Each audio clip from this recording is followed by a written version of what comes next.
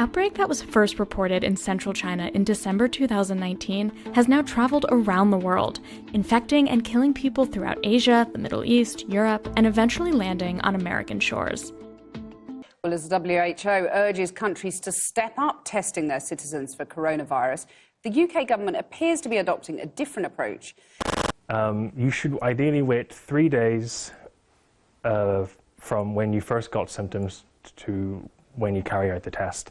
If that comes up negative, it is still possible that your body hasn't produced enough antibodies yet that can be detected.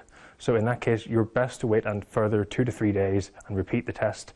If you're still negative, then it is likely that you don't have the coronavirus. It's perhaps you have the flu or the common cold or some other related illness. Dictated that a test could only be administered to patients who had a fever, were symptomatic with either a cough or shortness of breath, and had either recently traveled from China or had close contact with a known COVID-19 patient or someone who is currently being tested. Former federal prosecutor and MSNBC legal analyst has one of those stories. On March 11th, he started tweeting that he was experiencing COVID-19 symptoms, but he couldn't find a healthcare professional in New York City who could give him a test. I got tested for the flu, which has very similar symptoms, and was negative.